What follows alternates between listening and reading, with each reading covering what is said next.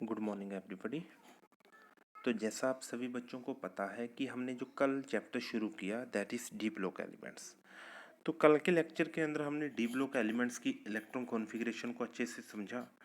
इसके साथ साथ हमने इसको एस ब्लॉक पी ब्लॉक के साथ भी कंपेयर किया और लास्टली हम बात की what do you mean by the transition elements.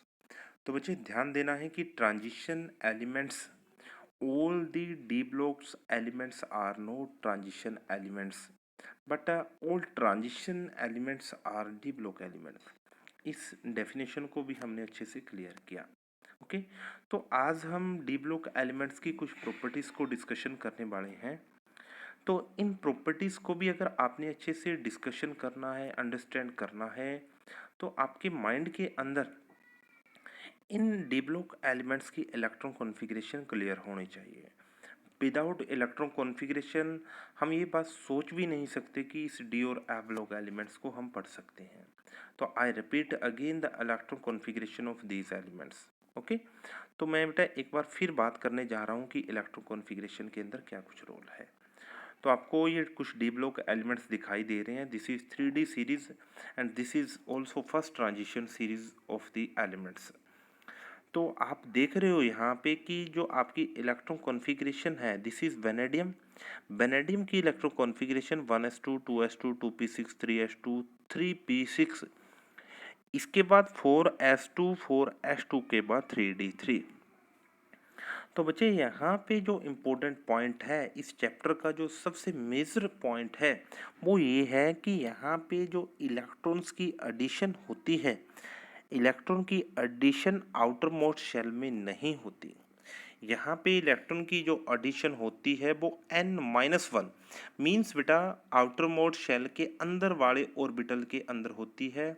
Outer most का जो शेल होता है, आउटर मोस्ट जो ऑर्बिटल्स होते हैं, आउटर मोस्ट ऑर्बिटल में इलेक्ट्रॉन की एडिशन ना होकर अंदर वाले ऑर्बिटल के अंदर इलेक्ट्रॉन की एडिशन होती है। This is most important point for this unit, क्योंकि बिकॉज बेटा एस ब्लॉक के अंदर पी ब्लॉक के अंदर जो इलेक्ट्रॉन की एडिंग होती है वो हमेशा बाहर वाले ऑर्बिटल के अंदर होती है, बट यहाँ पे जो इलेक्ट्रॉन की एडिशन होती है वो बेटा बाहर वाले ऑर्बिटल में ना होकर अंदर वाले ऑर्बिटल के अंदर होती है। बिकॉज आप चेक भी कर सकते हो, बिकॉज वेनेडियम देखिए आप यहाँ पे 4s2, scandium titanium vanadium vanadium 4s2, this is 3d3। 3d3 के बाद यहाँ पे जैसे ही हमने एक इलेक्ट्रॉन डाला that is also added in the D block और डी ऑर्बिटल्स। और इसके साथ साथ आप फिर देख सकते हो यहाँ पे फिर डी के अंदर ऐड होता है। फिर आप यहाँ पे कॉन्टिन्यूसली चेक कर सकते हो 6 7 8 9 उसके बाद 10 हो जाता है।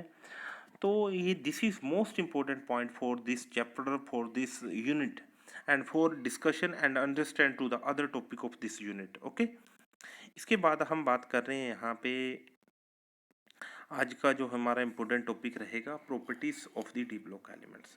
तो प्रॉपर्टीज को पढ़ने से पहले हम यही बात करने जा रहे हैं कि एटॉमिक रेडियस किस टाइप से वेरिएशन के अंदर आती है इस यूनिट के अंदर। तो बिकॉज बेटा आप सभी बच्चों को पता है कि यहाँ पे आप चेक कर सकते हो, जैसे ही हम स्कैंडियम से जिंक की तरफ मूव आउट कर रहे हैं, तो आप सभी बच्चों को पता है स्कैंडियम से जैसे ही हम जिंक की तरफ मूव करेंगे this is left to right arrangement and left to right arrangement is known as a period. और पीरियड के अंदर हमेशा ही साइज डिक्रीज करता है because increase in the effective nuclear charge. तो अगर हम जनरल सी बात करते हैं यहाँ पे कि अगर स्कैंडियम से जिंक की तरफ आपसे पूछा जाता है कि साइज विल इंक्रीज और डिक्रीज, तो आपका सिंपल आंसर रहेगा स्कैंडियम से जिंक की तरफ मूव करने से साइज डिक्रीज करेगा। बट यहाँ पे कुछ एक्सेप्शनल दिखाई दिए है हमारे को, और यही इंपॉर्टेंट कंसेप्ट है फॉर दिस चैप्टर। ओके अब आप यहाँ पे देखोगे बेटा, अगर हम बात कर रहे हैं यहाँ पे जैसे ही हम scandium titanium vanadium chromium 4 elements तक मूव आउट करते हैं तो atomic radius is decrease. But जैसे ही क्रोमियम से हमने आगे मूव किया मैग्नीज आयरन कोबाल्ट और निकल की तरफ, तो यहाँ पे atomic radius will be constant, constant हो जाती है। और इसके बाद कॉपर और जिंक आ जाते हैं, कॉपर और जिंक के अंदर atomic radius will be slightly increase. तो दिस इज मोस्ट इंपोर्टेंट कि ऐसा क्यों हो रहा है। बिकॉज इन जनरल प्रोसेसेस के अंदर आपका पीरियड के अंदर साइज कॉन्टिन्यूसली डिक्रीज होना चाहिए था, बट यहाँ पे आपको तीन चीज़ें मिली। फर्स्टली डिक्रीज, सेकेंडली कॉन्स्टेंट हो जाता है और थर्डली बेटा आपका इंक्रीज हो जाता है। इसके पीछे रीज़न सुनिए। तो ध्यान देना है कि जो आपका एटॉमिक रेडियस का जो वेरिएशन मिल रहा है, एटॉमिक रेडियस का वेरिएशन मिलने का कारण वही है electron addition taking place not in the outermost shell, electrons are taking place in the innermost shell. Okay, innermost shell के अंदर इलेक्ट्रॉन की एडिशन होने के कारण ये काम हो रहा है। तो फर्स्टली आपकी एक्सप्लेनेशन यही रहेगी, scandium two chromium size is continuously decrease because increase in the effective nuclear charge. Second point आपने बोलना है कि जैसे ही यहाँ पे जो आपकी एटॉमिक रेडियस कांस्टेंट हो जाती है, कांस्टेंट होने का जो रीज़न रहेगा वो ये रहेगा, इलेक्ट्रॉन्स की एडिशन इनर मोस्ट शेल में होने के कारण वहाँ पे एक स्क्रीनिंग इफेक्ट जनरेट होता है, और स्क्रीनिंग इफेक्ट और इफेक्टिव न्यूक्लियर चार्ज जो कि रेडियस को डिक्रीज कर रहा था, दोनों एक दूसरे के साथ काउंटर बैलेंस हो जाते हैं। काउंटर बैलेंसिंग होने के कारण यहाँ पे साइज आपका कांस्टेंट रहना शुरू हो जाता है। इन द लास्ट आप देख सकते हो कॉपर और जिंक का केस है। कॉपर और जिंक के केस के अंदर बेटा आपने बोलना है, कॉपर और जिंक के केस में इलेक्ट्रॉन की हाई एक्सेस अमाउंट के कारण, last orbital innermost shell के कारण, इनर मोस्ट शेल में बहुत ज़्यादा इलेक्ट्रॉन होने के कारण, because you know in the case of copper and zinc D orbital having the 10 and 10 electrons. Okay, तो इलेक्ट्रॉन की एक्सेस अमाउंट के कारण electron will be start to repel each other. Okay, electron की repulsion शुरू हो जाती है। Electron की रिपल्शन शुरू होने के कारण इलेक्ट्रॉन्स एक दूसरे को रिपेल करेगा और इफेक्टिव न्यूक्लियर चार्ज की अमाउंट कम हो जाती है और आपका साइज इंक्रीज कर जाता है। ओके, अब इसी चीज़ को आप इन ग्राफ के अंदर भी चेक कर सकते हो। तो यहाँ पे आपको क्लियरली ग्राफ दिख रहा होगा, इसके इस कॉर्नर में मीन्स बेटा यहाँ पे वर्टिकल कॉलम के अंदर मैंने मेटालिक रेडियस को रिप्रेजेंट किया और यहाँ पे एटॉमिक नंबर को रिप्रेजेंट किया गया। तो आप देख सकते हो ऑन दी, जैसे जैसे स्कैंडियम, टाइटेनियम, वेनेडियम, क्रोमियम की तरफ मूव कर रहे हैं, size is continuously decrease, but जैसे ही हम यहाँ पे चेक कर रहे हैं क्रोमियम, मैग्नीज और निकल तक पहुँचते हैं तो कांस्टेंट हो जाता है और लास्ट के केस के अंदर साइज इंक्रीज कर जाता है। ओके, अब हम बात करेंगे जो नेक्स्ट प्रॉपर्टी है। Next property of D block is malleable nature होता है, जो कि आपने लोअर क्लासेस के अंदर बहुत अच्छे से कर रखा है। मेलेबल मीन्स होता है metal is converted into the thin sheets. Sonorous means होता है ब्राइट नेचर होता है। डक्टाइल्स मीन्स होता है बेटा to withdraw the wires from the metal surface. Lustre आपको बेटा बहुत अच्छे से पता ही है, लस्टर भी ब्राइट नेचर होता है एलिमेंट्स का। ओके, अब हम बात कर रहे हैं next important property, that is ionization energy क्या होती है। तो फर्स्टली हम बात करेंगे कि आयोनाइजेशन एनर्जी से मतलब क्या रहेगा। तो आप सभी बच्चों को पता है कि अगर मैं एक एलिमेंट लेता हूँ, यहाँ पे मान के चलिए मैंने सोडियम को लिया, तो सोडियम का इलेक्ट्रॉन डॉट स्ट्रक्चर सभी को आता ही है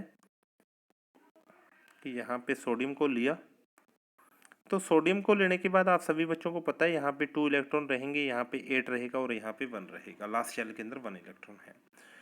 तो इस मेटल सरफेस में से, इस सोडियम एलिमेंट में से जो लास्ट इलेक्ट्रॉन को निकालने के लिए जो मेरी एनर्जी लग रही है, उसी को हम आयनाइजेशन एनर्जी का नाम देंगे। ओके, तो यू हैव, आपने बेटा बहुत अच्छे से यहाँ पे +1 क्लास के अंदर डिफाइन किया हुआ है। आयनाइजेशन एनर्जी मीन्स रहता है the minimum amount of energy which is required to remove the electron from the valence shell of an elements. Last वाले शेल में से इलेक्ट्रॉन को निकालने के लिए जो मिनिमम एनर्जी यूज होती है, that are the ionization energy. Okay, इसके बाद ध्यान देना है कि अगर आप किसी एलिमेंट में से फर्स्ट इलेक्ट्रॉन निकालने जा रहे हो, इट मीन्स आपका मतलब रहेगा IE1। IE1 मीन्स रहेगा फर्स्ट आयनेशन इंथैल्पी। अगर वहीं से आप सेकेंड इलेक्ट्रॉन निकाल रहे हो तो इट मीन्स जो आपने एनर्जी यूज की, that is second ionisation enthalpy.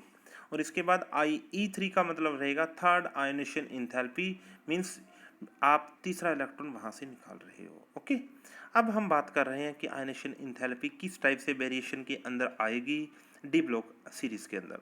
तो फर्स्टली आपने ध्यान देना है, आयनेशन एंथैल्पी जनरल बात कर रहे हैं, increase from left to right due to increase in atomic number, because you know जैसे ही हम पीरियड के अंदर मूव करते हैं, पीरियड में मूव करने से effective nuclear charge generally increase करता है। Generally effective nuclear charge increase करने से आयनेशन एंथैल्पी आपकी इंक्रीज करेगी। बट यहाँ पे that are the most important question, zinc, cadmium and mercury. Zinc है, कैडमियम और mercury, you know these elements having the stable electron configuration. Stable electron configuration is this one, 3d10 4s2। Okay, और इसके साथ साथ आपको बहुत अच्छे से क्लियर है, a stable element don't lose and gain the electrons. एक स्टेबल एलिमेंट कभी भी इलेक्ट्रॉन को ना ही तो जल्दी से बेटा रिलीज करता है और ना ही बेटा वो गेन करता है। Okay, therefore zinc, cadmium and mercury have very high ionization enthalpy, okay, due to fully filled electron configuration. Clear? इसके बाद हम बात करते हैं यहाँ पे जो इम्पोर्टेंट क्वेश्चन आपके जनरेट हो सकते हैं, these are most important question. तो यहाँ पे आप देख रहे हो, these are the chromium and manganese,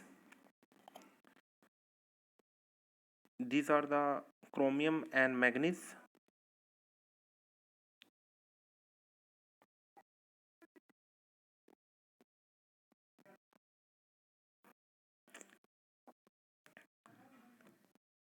ध्यान देना बेटा यहाँ पे अपने अच्छे से, प्लीज वेट।